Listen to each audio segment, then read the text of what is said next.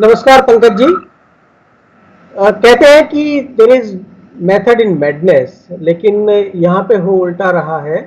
जैसे जैसे कोरोना के केसेस बढ़ रहे हैं और ये फैल रहा है, वैसे वैसे सरकारें अधीर हो रही हैं लॉकडाउन को खोलने के लिए, उसकी छूट देने के लिए।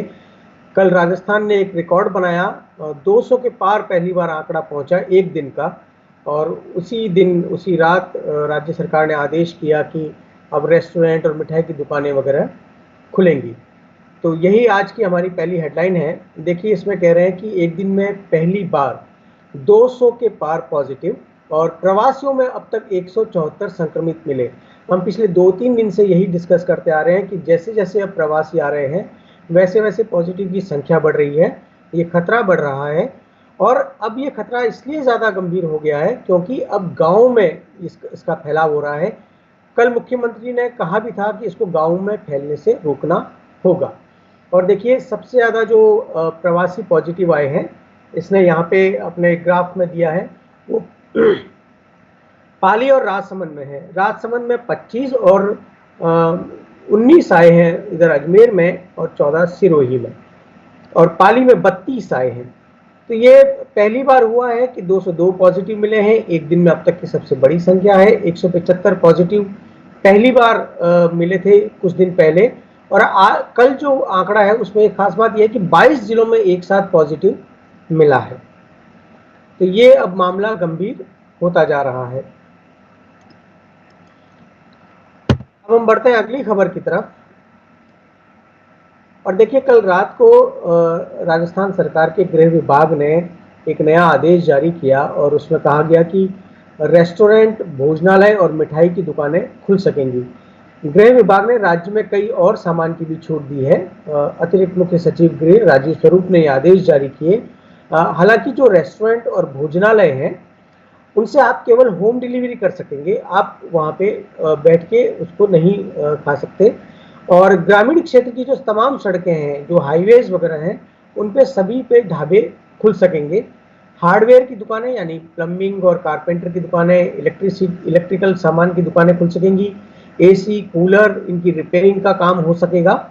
ये नए आदेश में कहा गया है। और इसी में आप अगर खबर देखें तो मुख्यमंत्री ने निर्देश दिया है कि जिन जिलों में प्रवासी अधिक आ रहे हैं वहां जल्द जांच की सुविधाएं बेहतर करें। और टॉप 10 जिले जहां प्रदेश में सबसे ज़्यादा प्रवासी पहुंचेंगे, उनकी संख्या दी गई है। जालौर में 1,82,000, पाली में 1,38,000, नागौर में 99,000, सिरोही में 74,000। और मुख्यमंत्री ने इसी की वजह से ये आदेश दिया है कि जो प्रवासी जा रहे हैं या आ रहे हैं, उनके लिए खाने पीने की व्यवस्था स्टेशन पर या बस स्टैंड पर ही की जाए।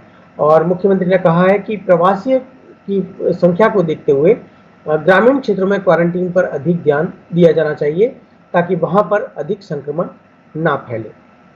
तो हम ये जो राज्य सरकार का नया आदेश है गृह विभाग का, इस पे अपने संवाददाता रामस्वरूप से और जानकारी लेंगे। रामस्वरूप,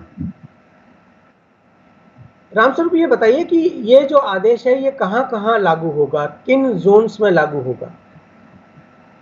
देखिए, जो कर्फ्यूग्रस्त क्षेत्र है वो तो इसके दायरे से बाहर रहेंगे, और बाकी सभी जगह पर ये आदेश दे दिया गया है कि जितने भी रेशन त्रा है, मिठाई की दुकानें हैं या एसी कूलर की दुकानें हैं, इलेक्ट्रॉनिक्स आइटम की दुकानें हैं, और निर्माण सामग्री की जो दुकानें जितनी भी है, चाहे सीमेंट, कंक्रीट, जो बाकी सामान मिलते हैं उसकी दुकानें, और वाहनों के शोरूम्स वगैरह खोले जा सकेंगे। क्योंकि अब अर्थव्यवस्था को पटरी पे लाने के लिए ये बहुत जरूरी था कि कुछ सरकार को कदम उठाने चाहिए।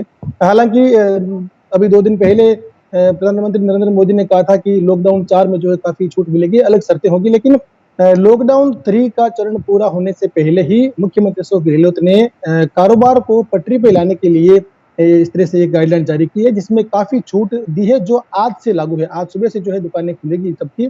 और लेकिन ये जरूर है कि शाम को 6 बजे तक, क्योंकि जो नया आदेश आया हुआ है उसमें दुकानें बंद करने का समय कोई दिया हुआ नहीं है। इसका साफ मतलब ये हुआ कि जो पूर्व में समय दिया गया था कि शाम को 6 बजे तक दुकानें बंद करनी है और 7 बजे तक लोगों को घर में जाना है, तो वो आदेश जो है पूर्व की भांति लागू रहेगा। रामस्वरूप, ये जो मुख्यमंत्री ने कहा है कि गांव में संक्रमण न फैले, उन्होंने कल भी कहा, और उन्होंने कहा कि प्रवासियों को खाने पीने की व्यवस्था बस स्टैंड या रेलवे स्टेशन पर कर दी जाए और गांव में ज़्यादा क्वारंटाइन पर ध्यान दिया जाए। तो इसके लिए राज्य सरकार अब और क्या कदम उठा रही है? सरकार ने बीती रात को अलग अलग समितियों को गठन किया है। राज्य स्तर पर अलग समिति बनाई है जिसमें आईएएस लेवल के अधिकारी को उसका प्रभारी बना गया है, वो उसकी मॉनिटरिंग करेंगे।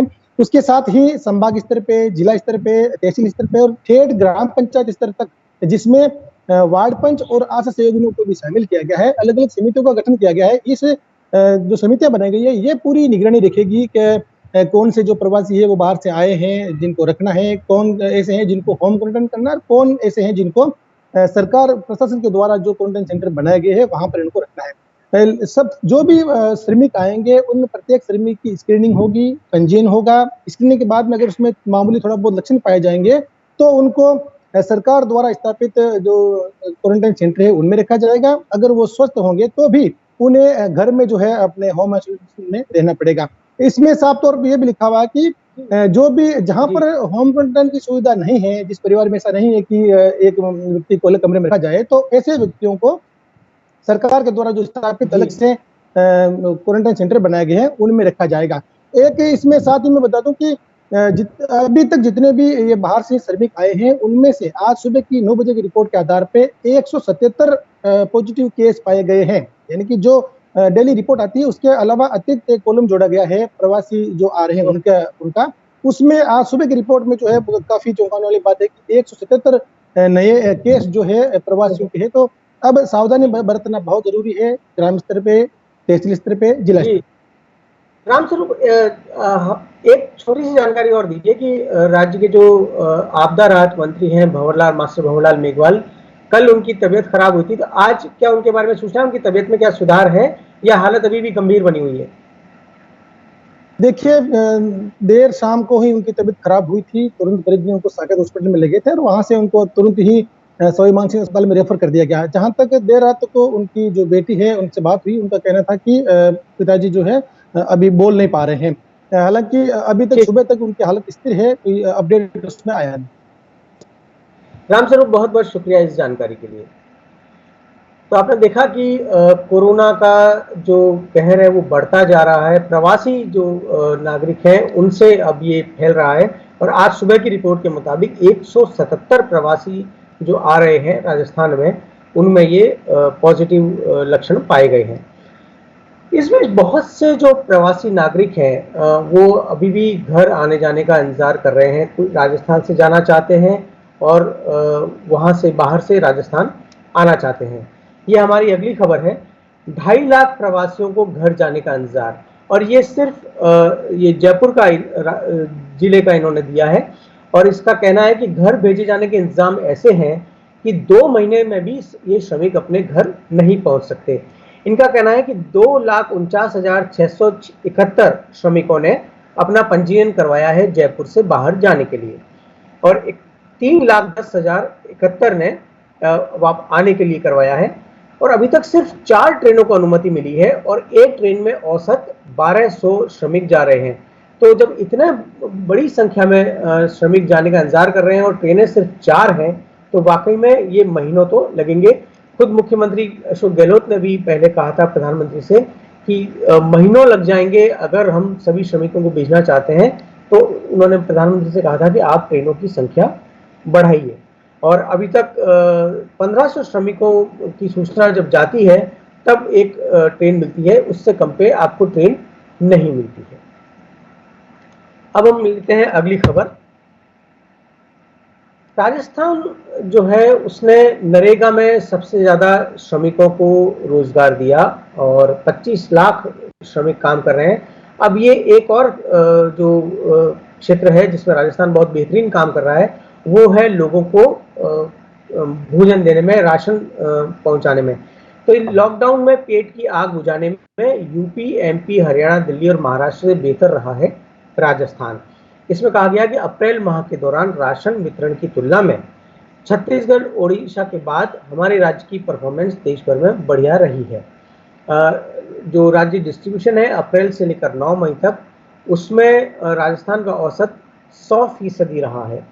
और प्रधानमंत्री गरीब कल्याण योजना के अंतर्गत अप्रैल से 9 महीने तक राजस्थान का जो औसत है वो 98% रहा है। और राज्य के खाद्य एवं नागरिक आपूर्ति सचिव सिद्धार्थ महाजन का कहना है कि बड़े राज्यों की तुलना में राजस्थान को तीसरे नंबर पर मानना ठीक है। राजस्थान ने राशन वितरण की व्यवस्था को बेहतरीन करने के लिए दिन रात एक कर दिए थे और ट्रेनों से राशन लेकर सीधे ट्रक में लोड करने का काम और ट्रक से फिर आगे पहुंचाने का काम करके राशन वितरण करवाया गया है। आइए अब देखते हैं अगली खबर। परसों प्रधानमंत्री ने कहा था कि 20 लाख करोड़ का पैकेज आ रहा है और कल उसके बाद वित्त मंत्री निर्मला सीतारमण ने उसकी जो डिटेल्स थी वो बताई।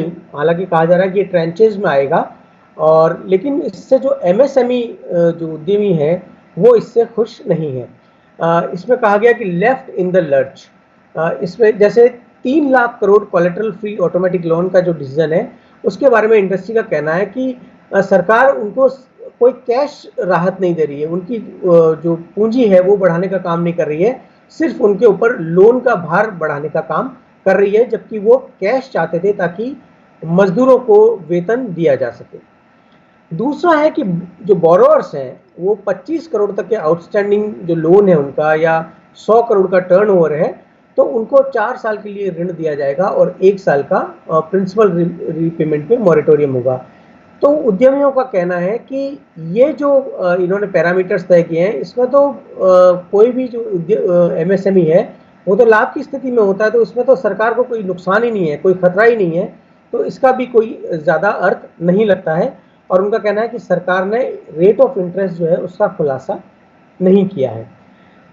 तीसरा जो डिसीजन था इन्वेस्टमेंट और टर्नओवर लिमिट जो रेज की गई थी उस पर उनका कहना है कि जो एमएसएमई है उनमें और बड़े कॉरपोरेट्स में कोई फर्क नहीं किया गया है, ना तो जो टैक्स रेट है और उसके ऊपर और ना ही जो इंटरेस्ट दिया जाता है लोन के ऊपर उस पर।